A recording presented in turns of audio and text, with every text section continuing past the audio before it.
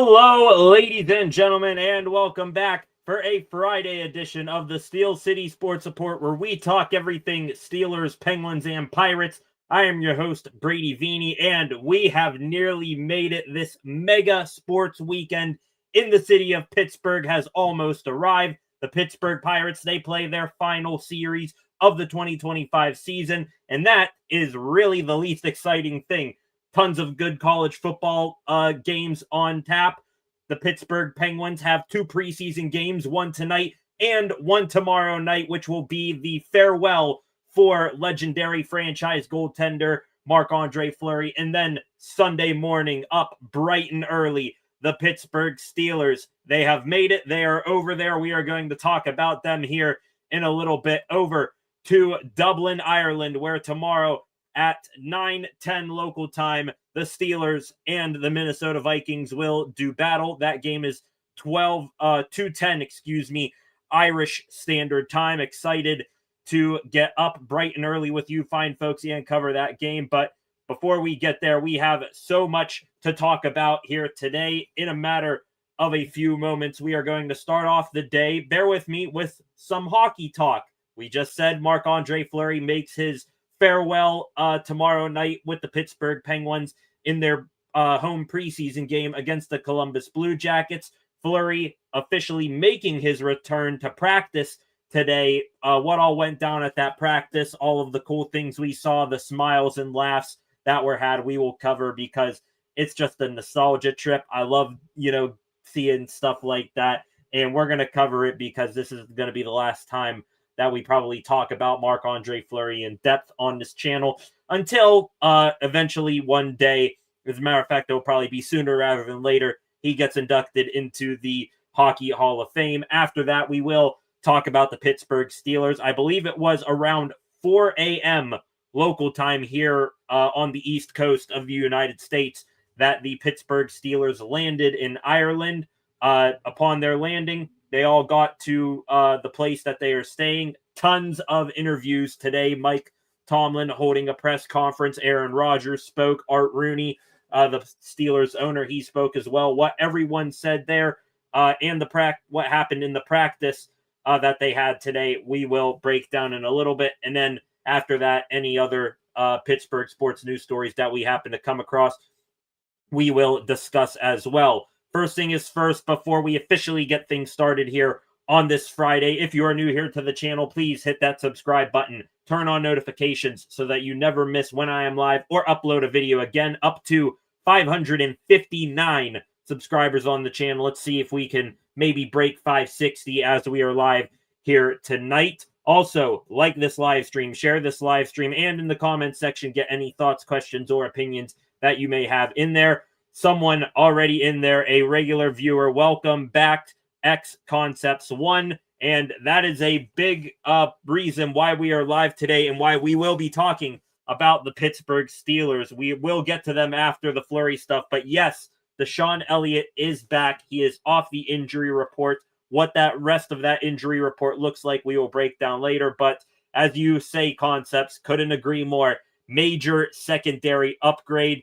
Now an upgrade at everywhere else pretty much would be welcome as well. But Elliott back couldn't be any more of an upgrade there. It's, very understated how much he means to this group, not just from a coverage and play standpoint, but from a communication standpoint. Him being back, a major comeback here for the Steelers. Concepts again in the comment before we get underway here today. I wish the NFL allowed the players to go overseas earlier, but I also understand why it is, how it is. We're going to talk a little bit about that too. That topic was brought up by Aaron Rodgers. It was brought up by Art Rooney II. It was also briefly brought up by Mike Tomlin, but not in the same context as Rodgers or Rooney. So we will talk about that as well. I'm a little confused about it. I'll explain more later on. I'm confused about it, but it is what it is. Steelers just getting there early this morning here in the United States. So hopefully they will be all adapted to the time change over there and be ready to go at full strength, attention, focus, and energy coming up on Sunday morning. With that, let's get right into the news here today, ladies and gentlemen. The Pittsburgh Steelers, they going over to Ireland is a massive news story. First time that they've been over there since 1997. The first time ever that an NFL regular season game is being played on the Emerald Isle. But rarely do the Steelers in a story like that get overshadowed. There's only a few exceptions. This certainly is one of them. Today, ladies and gentlemen, Marc-Andre Fleury making his long-awaited, too long, I would say, return to Pittsburgh, Pennsylvania. The Pens today, they do have a preseason game later on this evening, but Fleury making his return to the Penguins practice facility today. This picture, hang it in the Louvre. My entire childhood, the childhood and young adulthood of many, and 3 Stanley Cups, all on the backs of these 4 men right here. Absolutely great to see them today. Day started off, rarely do you see lines lining up as far as the eye can see for a practice in the NHL, but today at the Pens practice facility in Cranberry, no surprise that Fleury, he is just that charismatic, that well-liked, and well-loved of a player that fans from far and wide, I'm sure, came in early in the morning to stand in line to get into the building today. Fleury, before he took the ice today, it's almost like he never left. Came in a little bit early, ate breakfast with the guys, was sitting there with Letang and Sid. They're both the facial expressions, the smiles, grinning from ear to ear, the almost like sheer giddiness that they had, something that we have not seen from them in, quite honestly, years. I mean, we've been in the middle of some dark times with the Pittsburgh Penguins, but just seeing the brightness of their faces, very, very encouraging. Fleury also, by the way, talk about, a full circle moment here, him getting drafted by the Pens now after he did a little bit of journeyman stuff in the NHL after he left Pittsburgh. He's coming back to wrap up his career as a Penguin. Another full circle thing, a little detail that surely was not missed. Fleury rocking the all gold setup, gold pads, glove, blocker, all of that, just like he's fresh out of 2006 again, back when he was wearing those big, bright, mustard-colored pads back then. He brought those back out, a newer version of them, but the color, that iconic, bright, almost like bright but still dark yellow color, made its return.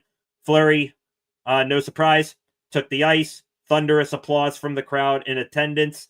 Only, a handful of guys on the ice for Fleury. There wasn't like a full team, the full roster out there for the Pens, like those who aren't playing in tonight's game, the preseason game. It's not like everybody else was out there. Only a select few players out there for Fleury's practice today. Of course, the big 3, Malkin, Crosby, and Rust are out there. Erik Karlsson was out there. Brian Rust, Ricard Raquel, couple of other guys as well who are going to be playing in tomorrow night's game that are veterans. Anthony Mantha and Justin Brazeau, both of those gentlemen, I believe, former teammates at prior stops for Fleury. And a really interesting pick here. Shout out Matt Venzel from the Pittsburgh Post-Gazette pointing this out. Tell about this being a surreal moment for an 18-year-old kid. Ben Kindle, the Pens' first-round pick from this year's draft, he was out there as well practicing with these legends and high-profile men of the game, so thought that was pretty cool. Once practice got going, there were a couple of drills. Also, interestingly enough, there was a 5-on-0 drill where you really got to see Fleury work his stuff. Believe me when I say, without showing any of the pictures that I'm looking at here, Fleury looks like he hasn't aged a day from 2006.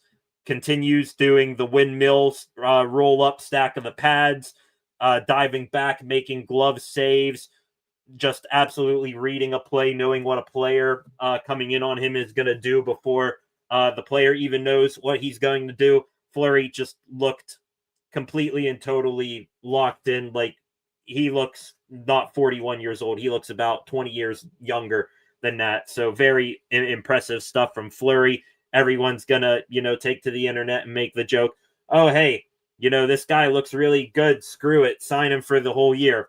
Trust me, he could do it. He's not going to do it. As much as we all would love to see Fleury just say, screw it. I'm out here practicing, stopping everything in sight just about. Why not, go one more year, full year back here in Pittsburgh?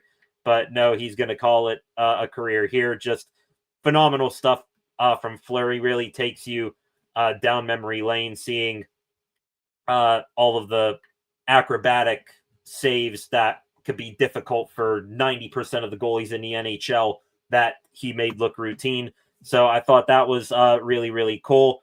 Once practice wrapped up, everyone went back to the locker room. Wouldn't you know it, Fleury, the most popular for the reporters, had a couple of quotes from him, said it's good to be on this side of the locker room for once, just to have some time, talking about his time being back in Pittsburgh for this farewell.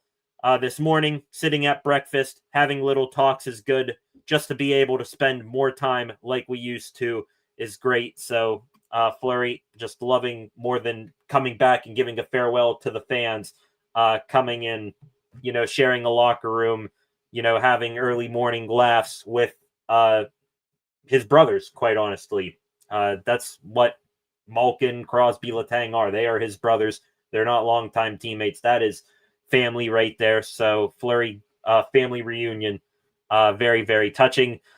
Said a couple of other things, talking about those three specifically.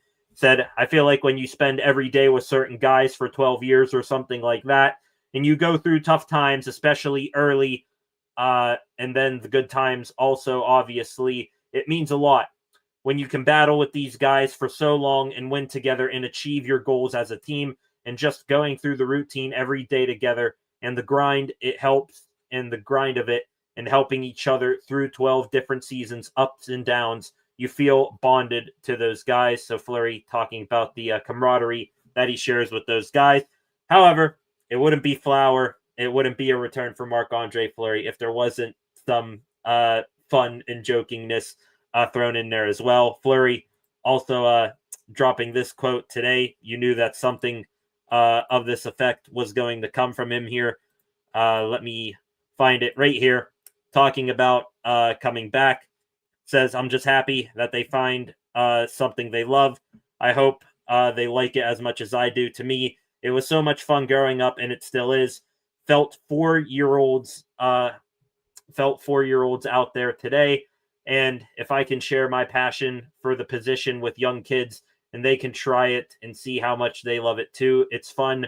Do your best, have some fun on the ice. I think it's pretty cool. That's him talking about inspiring the next generation of goaltenders, including the kids that were there today, to which Fleury jokingly said to them, but honestly, it's a joke, but if he wanted to, this could become reality. He said, you better try hard because I'm coming to take your spot.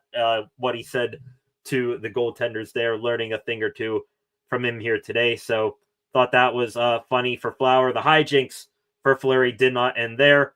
Sidney Crosby spoke after practice today as well. Again, just grinning from ear to ear. I haven't seen, Crosby smile in a while where you see like his full gums there, but that's what he did. Talked about Fleury himself, saying that he always showed hard work and always had a smile on his face. Zero lies detected there. We all know that. Also said that today, practicing with Fleury one last time, he was just trying to enjoy it. You do that, I don't know, hundreds of times, thousands of times, and you take it for granted. To get a chance to do that today was a lot of fun.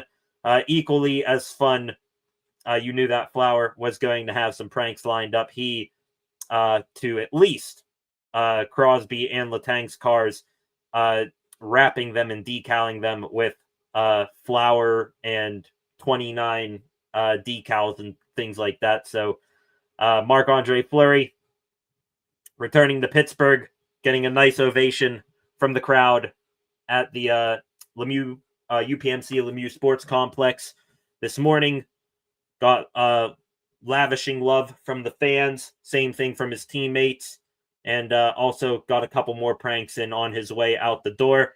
Penguins head coach Dan Muse, after practice today, said that Marc-Andre Fleury will play one full period in tomorrow night's preseason game. He did not specify whether Fleury would start or if that would be, or what period that would be. If I had to guess how this is going to go, I would assume the Penguins, they pretty much right now are, I'm guaranteeing you, they're going to go full dress rehearsal. The big three, Carlson, Raquel, Rust, all those guys are going to play. I also would assume that that the Blue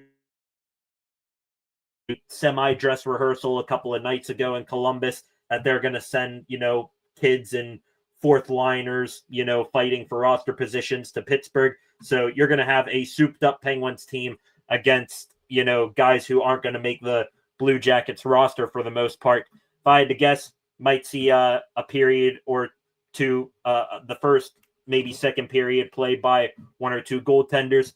Then they bring in Fleury, kind of like a closer in baseball. If I had to guess, he comes in for the third period, and you maybe hopefully get to see the Pens up big in that game. Maybe it's a close game. Who knows? Fleury comes in, and the Pens go out with the win. Fleury gets to hug everyone in the line one last time, and he'll call it a career there. So that's my prediction for tomorrow night. Some more news real quick before we get into the Pittsburgh Steelers. Some more news and notes from the Penguins practice today. With Fleury in net at one end of the ice, on one sheet of the ice. On the other rink, we had a couple of interesting lines right here. 5-on-5 battle drills.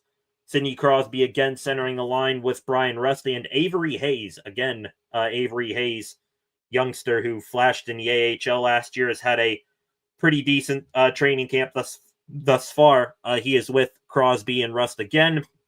The second line here, this is, I think someone made a note of this. It is preseason, but we might need to pay attention to this just a little bit.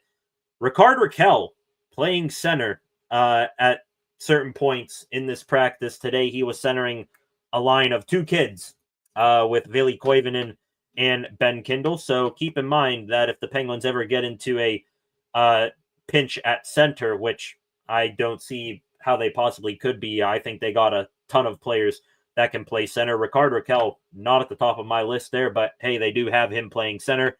A couple of other defensive pairings here. Caleb Jones, brother of Stanley Cup champion with the Florida Panthers, Seth Jones.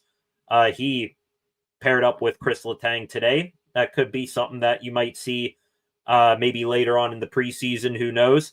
And Owen Pickering and Harrison Brunick, they again a defensive pairing. Would not mind if they stick together heading into the regular season. I know the Pens still are kind of deep right shot defenseman wise there with Carlson and Letang and Dumba, but hey, if you can get Harrison Brunick and Owen Pickering together in the NHL at the same time, let those two grow together, I'd be quite all right with that.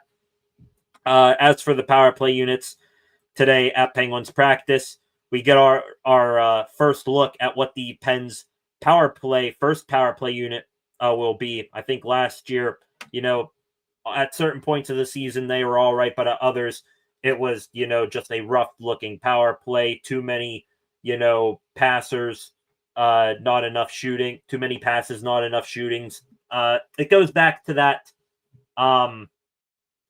phrase. What is it? Too many chefs in the kitchen and not enough cooks. So maybe they'll be able to figure something out there. Erik Karlsson, now with Matt Grzelcyk having moved on to the Chicago Blackhawks, he is back on the top power play unit. Sidney Crosby, Evgeny Malkin, of course, on that top unit. Ricard Raquel and Brian Rust, the other two forwards. Chris Letang still with Erik Karlsson, QB wanting the first power play unit, stuck on the second unit. His group for today probably won't be this way once the regular season rolls around. Justin Brazeau, Ben Kindle, Ville Koivunen, Anthony Mantha. And the last couple of notes here from practice today. The last note from practice itself today, some bad news on the injury front and on the goaltending front.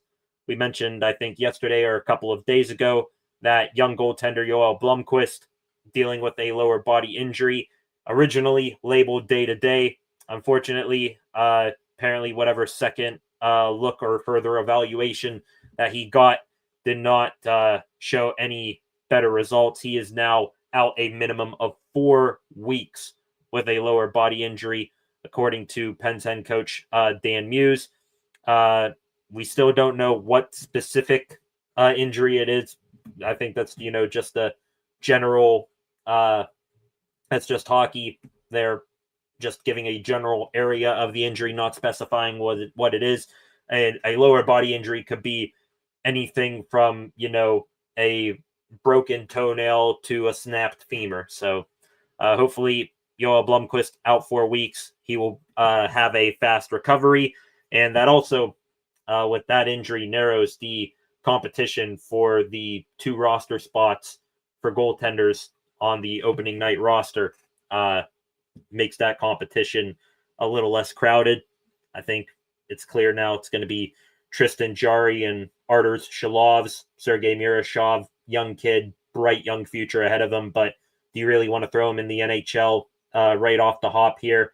I think it'd be best for him just to, go down, simmer a little bit more in the AHL. It's going to be your net, clearly, with Blomqvist out. Just let Shalovs and Jarry up in the NHL until one of those guys either, gets hurt or their game goes to hell. So that's that for the goaltending competition.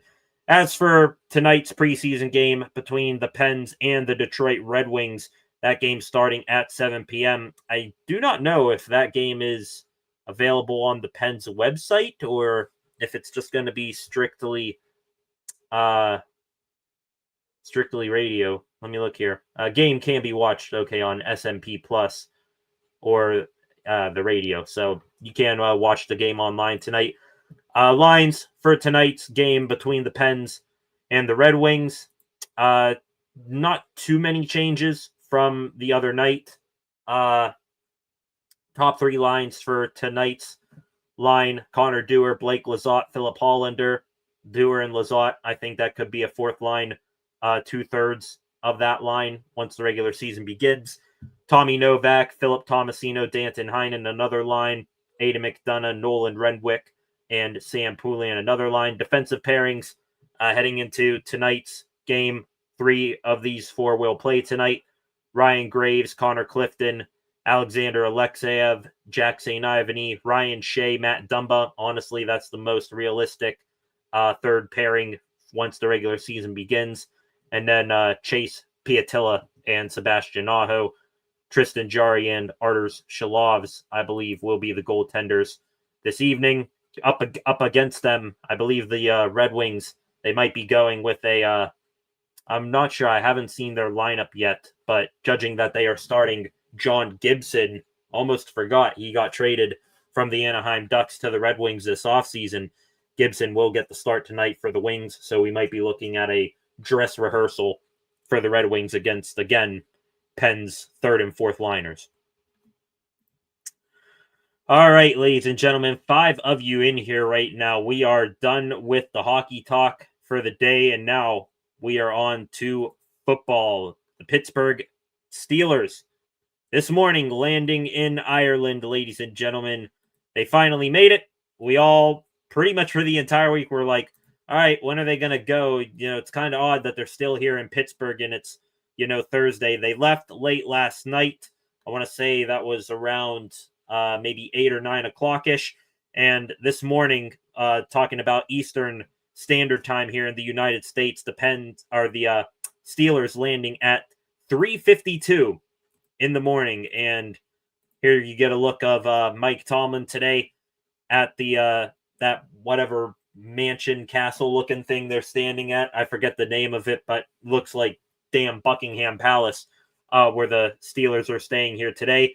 But yes, they land in Ireland. Everyone safe and sound, made it across the pond. Had a couple of members of the Steelers speak today. Of course, Mike Tomlin, one of them that you see here, just briefly talking about what he said here.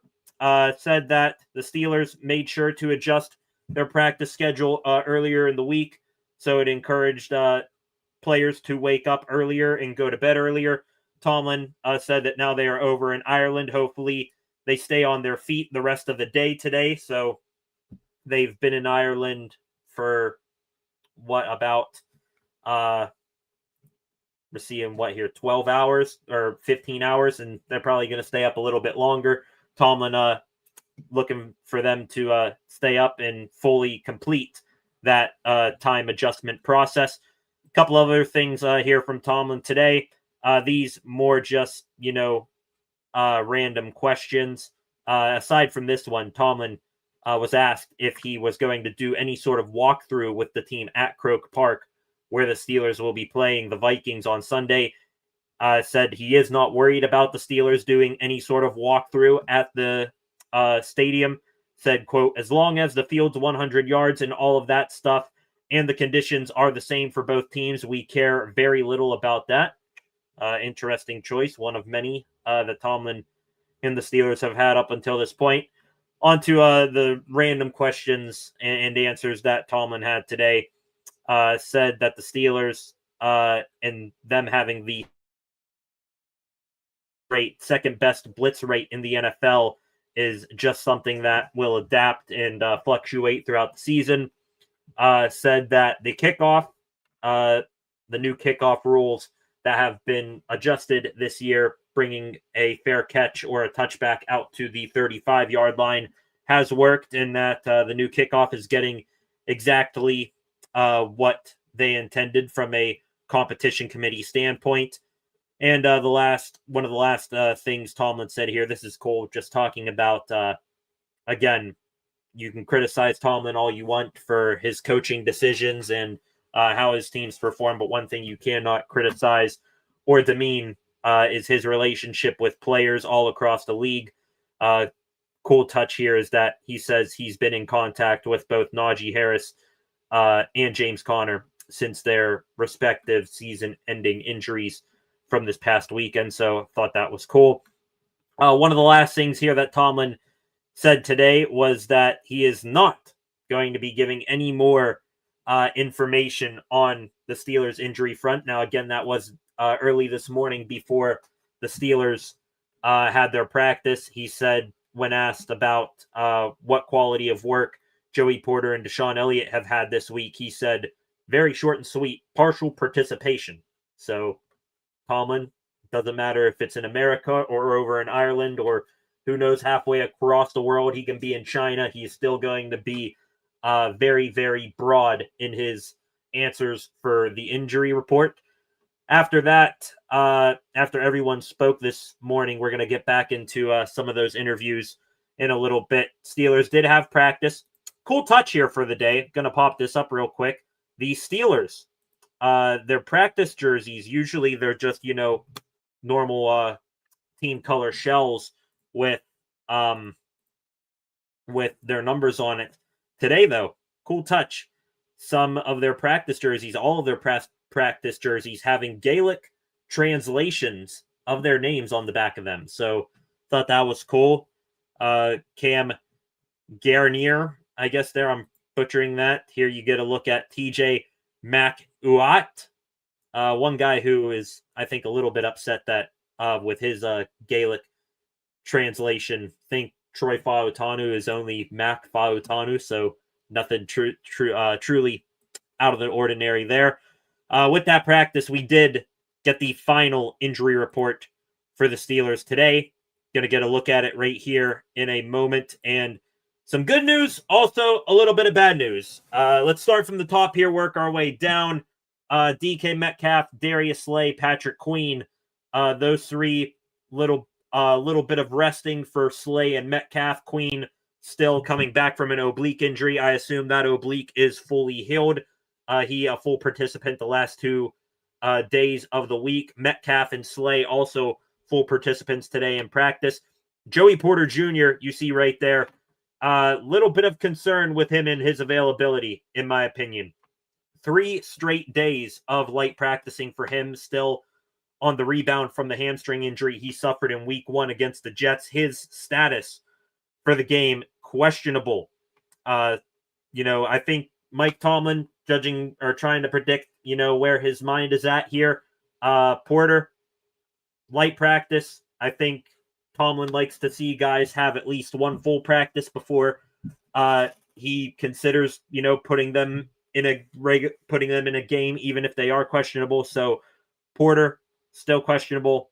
No clue if he is going to be good to go with this hamstring, being a 3-day straight light participant. However, some things, even though I'm a little bit down on him being good to go here, the Steelers, bye week next week. He'll have time to recover more then. The Steelers, pretty much their Super Bowl of the regular season here in Ireland against the Vikings. They want to win one for the owner and his family. And also, it's going to be all hands on deck against this receiving unit for the Minnesota Vikings. Justin Jefferson, TJ Hawkinson, a returning 100% Jordan Addison, Adam Thielen on top of it.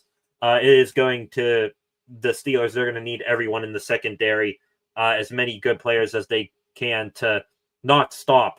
You can't stop that receiving core. Limit them as best as you can. So Porter might be back for that. The guy right below him, though, he will for sure be back. At least we are, reading the tea leaves here and thinking he will be back. He will be back to help stop this Vikings team. Safety, Deshon Elliott, MCL sprain in week 1, missed the past 2 weeks of games, was listed as questionable at the beginning of the week. Light practice on Wednesday, light participant on Thursday, and today over in Ireland, a full go for Deshon Elliott. And just as reassuring as that FP right there, right here, you see no game designation for Deshon Elliott with that knee. So a very, very positive sign that he will make his return. Concepts, you mentioned it in the open, how great it is and how much of a boost to the secondary it is to get Deshon Elliott. Will he help in coverage? Maybe only a little bit. Will he help in stopping the run? Absolutely. Will he help get this team communicating better and getting them into the right play calls and the right coverages in the right spots? 115% Elliott is going to help tenfold in that department. So Elliott, even more than Porter, I said this before, getting Elliott back just a little bit more important than Joey Porter Jr., even though Porter might be the better skilled of the two defenders. Excellent look here that Deshon Elliott will be back. Right below him, though, talking about going from Porter here, he is questionable as questionable can be. Good news in Elliott being, I guess, off the injury report. Bad news, Jaylen Warren. We mentioned on Tuesday when the Steelers had a practice, he was doing drills wearing a sleeve on his right leg. Was on, I believe, yesterday, added to the injury report, not just as a resting vet, but also with a knee. He is questionable for this game here on Sunday. However, I think Nick Farabaugh or one other of the Steelers reporters said the Steelers are going to reevaluate him, but initial feeling is he should be good to go. Still, nonetheless, with a running game for the Steelers that has been very Jekyll and Hyde, more Hyde than it is Jekyll at this point, or whichever, one of those two is, the lesser of the two evils. Warren, if he is not at 100%, or even if he misses this game, that will be a big blow to the Steelers offense moving forward. Just wrapping up the injury report here.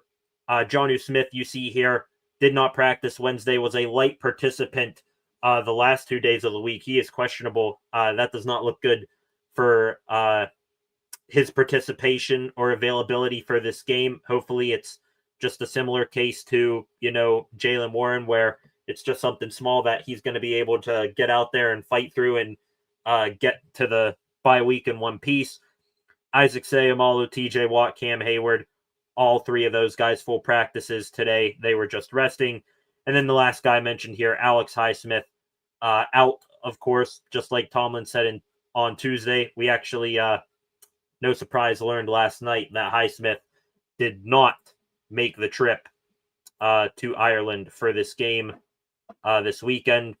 Probably the best thing for him. He can stay back in Pittsburgh, continue to get nonstop, pretty much around the clock treatment and rehab to get him back after the bye week. Why waste time putting him on a flight over to Dublin when he's not going to play? So thought that was good. Real quick, back to the comment sections real quick. Concepts again. Elliott had 5 tackles in his very limited time in week 1, less than a quarter, and was a tackling machine. He will fix some gap issues big time. 6 tackles, I mean, that's even better. Yeah, you're talking about a dude who, if he's healthy right now, I would not be surprised if Deshon Elliott is the leading tackler on this team. He just does so much for this secondary. You can put him in coverage. I know it's not his strong suit, but he can do that, adequately, I guess, in the run.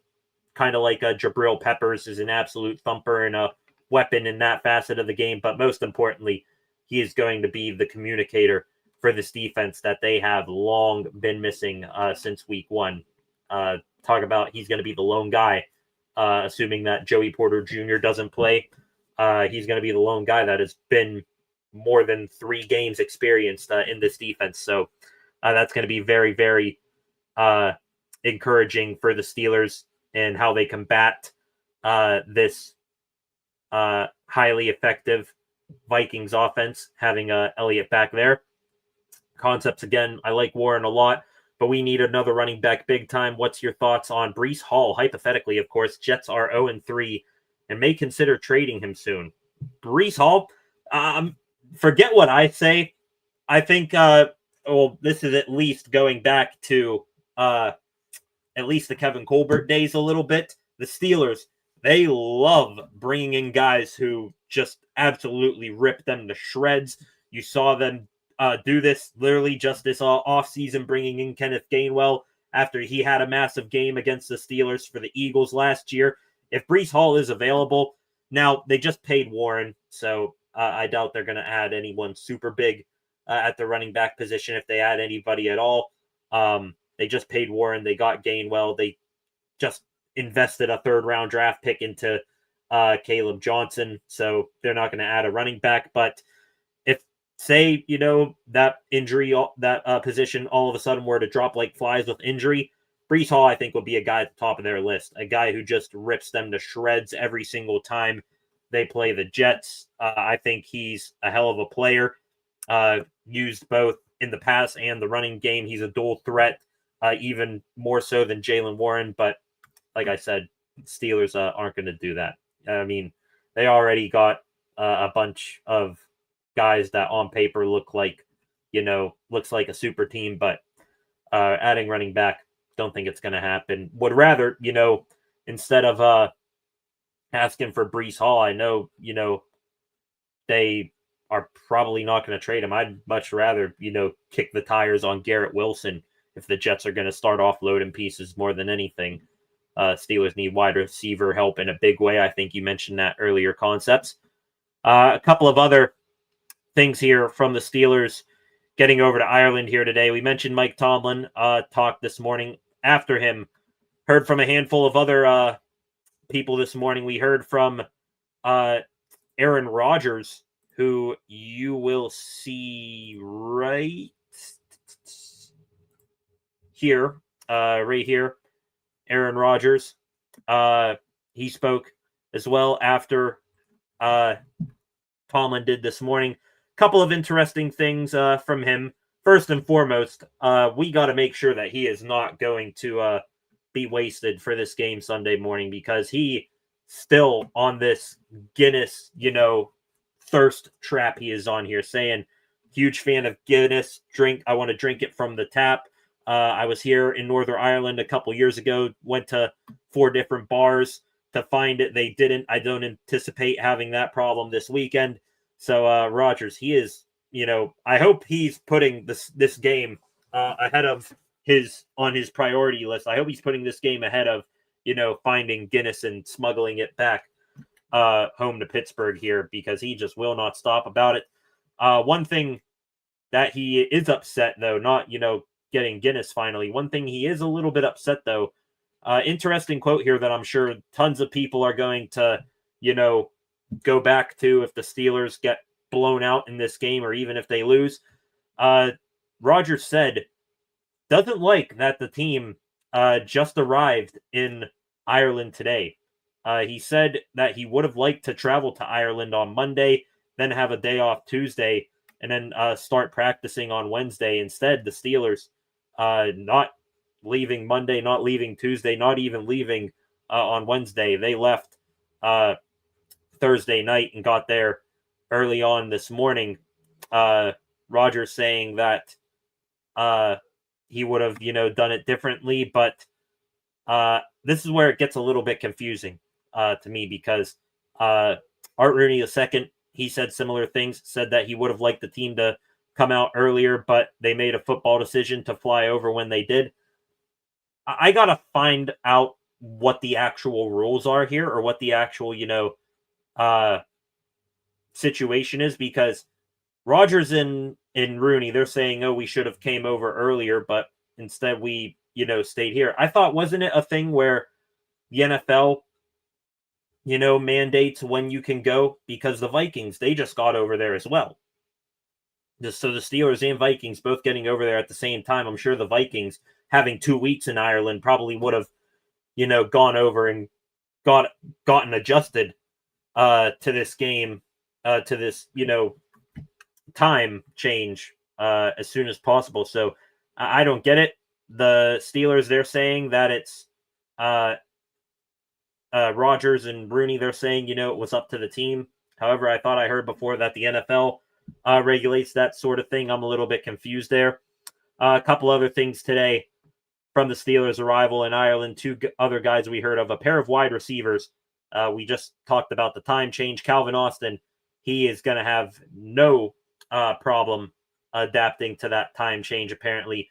Said that he slept on the plane for 5.5 hours and then woke up with like 1 hour left in the flight. So he said that the transition has been pretty smooth for him. Hopefully it's just as smooth for everyone else on the team, like Austin. And the last thing here, I love DK Metcalf. How can you not when you get this type of commitment to football? Tell me if, hearing this from Metcalf, you would have never dreamed or thought up in a million years that George Pickens would have said something like this. Metcalf asked if he was going to see and do a little bit of a touring of Dublin in his free time tomorrow. He said, no, sir. It'll be interesting to see it on the flight out and when we go in the bus to the game, but I'm here to play football. Man, talk about an upgrade over George Pickens. You can argue till kingdom come about, is it an upgrade over, talent comparisons here, but just a pure football-focused dude with zero baggage to him. Love DK Metcalf for that. All right, ladies and gentlemen, 5 of you in here still. If you're new here, please hit that subscribe button and turn on notifications so that you never miss when I am live again. We are going to hit on the extra Pittsburgh sports news of the day here. Just a little bit of that, not too much. Got a couple extra Pittsburgh Steeler things and football things, and then just a little bit of Pirate things here to wrap up the day. Before we do that, let's take one stroll here real quickly through X to see if we have any new news that has broken since we have gone live. Seeing a picture here of, I believe that's still Crosby's car that got the number 29 decals put on the car before he left today. Of course, Fleury doing pranks. Seeing a couple pictures here of some Steelers alumni making greetings with the Irish folk over there today, which we're going to talk about here in a matter of moments. Also seeing a bunch of the Steelers reporters over there. They got over there ahead of the Steelers by about a day and a half. Crazy.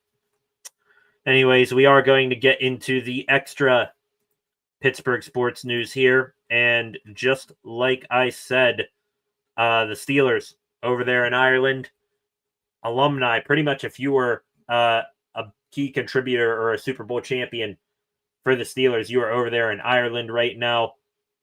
See here, going to pop up this picture real quick here. Did not think that everyone would go, but hell, they did here. You see right there, Marquise Pouncey, Ben Roethlisberger, Ike Taylor over there. They are just three of many. Had some others over there as well. Bryant McFadden, Brett Kiesel, Joey Porter Sr. is over there as well. I think James Ferrier is over there as well. So crazy. All the Steelers over there. Probably the most proud and happiest guy to be over there in Dublin. Mark Bruner. He too is over there for the Steelers and NFL Ireland festivities. But for him, extra special trip. Not only is he, one of a handful of Steelers over in Ireland right now that played in that 1997 preseason game against the Bears. I think, Jerome Bettis is over there as well. Max Starks. So, more guys coming to mind right now. But Bettis, Bruner, those guys from the last time the Steelers played in Ireland, they are over there. Bruner, I'm sure also very pumped up that he gets to see his son, Carson, play in Ireland just like he did here in a couple of days. Speaking of that Ireland game, we mentioned the Steelers injury report a moment ago, how Jaylen Warren, Joey Porter Jr., Jonnu Smith, they are questionable. Deshon Elliott should be good to go. The Vikings, let me do real quick. Want to see if their injury report is out as well. We at least know of one big injury for the Vikings. Andrew Van Ginkel, one of their fantastic edge rushers. He is out for this game. Not sure. Hang on here. What's his injury? Van Ginkel, a neck injury for him. I think he's there in Ireland, but he ruled out for that game. So Steelers, they catch a break there. Still, they'll have to go up against Jonathan Grenard and a former first-round pick in Dallas Turner, I believe. But, one of the top defenders on this fantastic Vikings defense will not play. Have not seen anything. I just looked up on Twitter here if there's any sort of injury report out for the Vikings. Not seeing it. Van Ginkel not playing. Couple of other obvious not playings that we've already discussed. J.J. McCarthy, Donovan Jackson, tight end Ben Urasek also will be out with a knee injury. So those four at least out right now for the Vikings. We'll see if they add any others. Harrison Smith, their safety, reading this injury report, doesn't have game designations, but it does have the injuries for today. Harrison Smith, not on the injury report, but a limited participant today. Might be just a resting vet scenario. Ryan Kelly coming back from a concussion. He should play. So we'll see where things go from here. The Vikings, they're going to be down. Handful of people. McCarthy, Donovan Jackson, their starting left guard. One of their good edge rushers in Andrew Van Ginkel. But Steelers still a tough matchup ahead of them. Last thing here for the day for the Pittsburgh Steelers. This isn't even related to the Steelers, but going back to last weekend's game against the New England Patriots, Steelers won that ball game. Reason why I bring this up, because it is, just so recent, the Steelers playing the Patriots. We found out today, Patriots defensive coordinator Terrell Williams, diagnosed with prostate cancer, is in the process of determining a treatment plan. That's per New England head coach Mike Vrabel. So, of course, thoughts and prayers to Terrell Williams, who,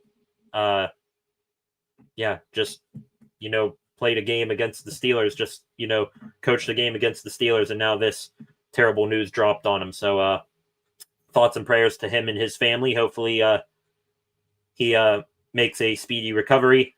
Last couple things here for tonight. Just a couple of Pittsburgh Pirates news topics. Like I mentioned at the very beginning of the program this evening, the Buccos, they start their final series of the 2025 season tonight.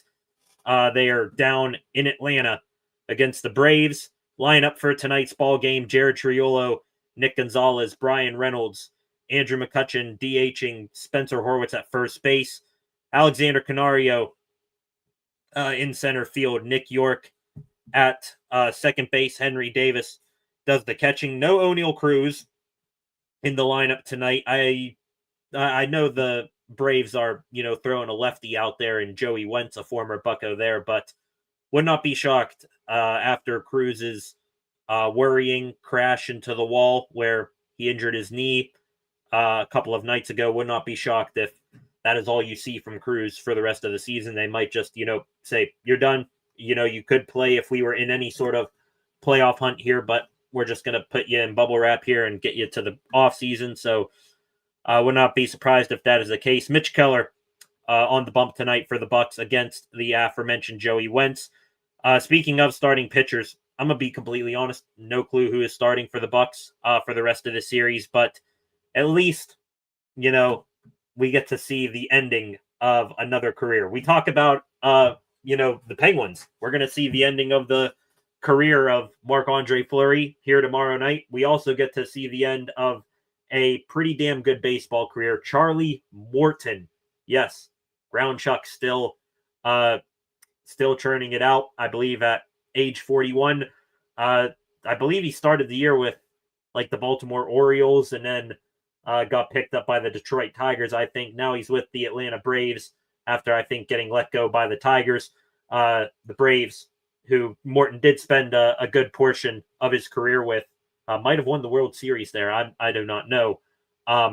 Anyway, Morton, he will make the final start of his career in the final game of the season against the team that drafted him in the Pittsburgh Pirates on Sunday. So thought that was very, very cool. And the last thing here, speaking of old-time pitchers, happy 100th birthday to Bobby Shantz, the oldest living Pittsburgh Pirate. The Pirates posting this morning. Shantz, a 1961 Pittsburgh Pirate, went 6-3 with a 3.32 ERA in that year. Also won the Gold Glove Award in 1961. Just one of 3 Pirate pitchers in team history to do so. So happy birthday to Mr. Shantz. I'm going to be completely honest. Do not know much about you, but, hey, anytime anybody, makes it to 100 in this day and age of human history, God bless him. So happy birthday to him. And before we log off here for the night, couple of comments here for concepts. Did you see the Bengals basically hand the ball to the Vikings on several plays? So many non-contact fumbles from Cincy. One, the wide receiver caught it and ran. Then somehow the Bengal player magically had it.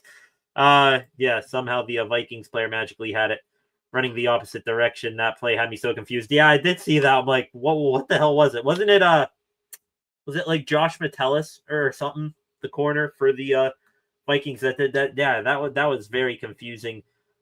Sure, the Bengals handed the Vikings a bunch of, those turnovers in that game and that blowout win for Minnesota, but let's not act like the Patriots did the exact same thing at certain times for the Steelers in last weekend's game. 5 turnovers, 2 of them sure were, legitimately forced by the Steelers, but, talk about just running backs having fumbleitis and all that. So I'm not going to discredit or, take the Vikings any less serious because the Bengals with Jake Browning were coughing up the ball left and right. I'm still going to treat them as a top-end defense, which they are, and still probably throughout the weekend going to be very, very concerned for this game, the Steelers offense against the Vikings defense. Isaiah Rodgers played very well. I like Minka back in 2019 with tons of splash. Yeah, hell of a game for him. Two pick sixes? No, he at least had 2 interceptions with 1 pick six. I think they were, 2 pick sixes, right? So, yeah, he's going to be definitely a guy to keep an eye on. He actually will be a part of my my top matchups for that game. Now, how early I go live for the game, I'm planning on being live by 9:10 in the morning, Sunday morning for this game. But Rodgers, he's a part of one of my matchups, and it's not just him. It is the Steelers receiving group against this Vikings secondary. The Vikings, their corners and their safeties, a little bit on the smaller side in terms of height here. So you got DK Metcalf and Darnell Washington. Please use them. Just throw the ball up to them and let them come down with it. I'm excited to see if Arthur Smith and the Steelers offense will recognize that mismatch. One of very few mismatches in favor of the Steelers in this ball game. All right, ladies and gentlemen, one last scroll here through Twitter before we log off for the week, and we will head into the weekend off tomorrow. Still, though, tons to watch sports-wise tomorrow, and then Sunday morning we will be back here to watch Steelers and Vikings. Rumors are circulating that Conor McGregor. If that's true, that's awesome. If it's fake, I would not doubt that it's fake. Conor McGregor leading the Steelers out of the tunnel during player introductions. I'll believe it when I see it. Be cool if it, happened, however. One last comment here from Concepts. Rodgers versus Flores will be interesting. Rodgers pre-snap reads, Flores post-snap adjustments. Flores loves to confuse cerebral quarterbacks with disguised coverages. Man, you're taking my content here, Concepts. That's another one of my matchups. Seeing how Rodgers and Artie Smith go up against Flores and company. It's a big brain affair. You're talking about some of the most brilliant people in the sport going at it. Flores at DC, Rodgers at QB. Yeah, it's going to be a hell of a matchup. Conor McGregor, wide receiver too. Can't be that bad. One thing's for sure, he's going to bring that physicality. I mean, he might Superman punch a guy as he hurdles him on the way down the field, but I'll be all right. Conor McGregor, WR2. Bring him on the flight back home with us.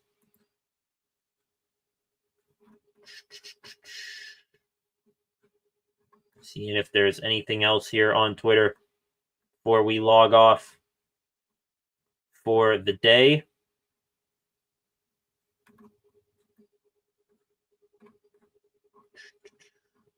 Nope, not seeing anything. Just seeing more and more Ireland stuff. So, very cool seeing Ireland finally get to see the Steelers. And it should be a very fun weekend on tap. That is going to wrap things up here for the day 8 of you in here right now. Please, if you have not done so already, hit that subscribe button and turn on notifications. Let's see here, still at 559 subscribers. So please smash that like button. Setting up for a big stream Sunday morning. Hope you all join me back here. Again, if you go right now to the channel, should be right there in the live section. Make sure you hit the notify me button so that you will be aware of when the exact moment comes that we will be live here on Sunday. So hope you join me back here for that. One last time, subscribe, turn on notifications, hit the like, share, and leave a comment in the comments section after the fact. And be sure to check out the channel at Steel City SR on Facebook, Instagram, and X. And tune in a little bit later on tonight for a new edition of SCSR 60. With that, thank you, ladies and gentlemen. That is going to wrap things up there. Concepts, thank you for stopping by as always.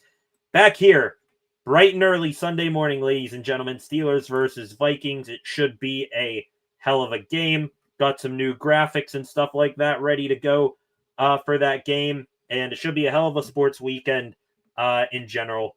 Enjoy it all. Back here on Sunday morning. Peace.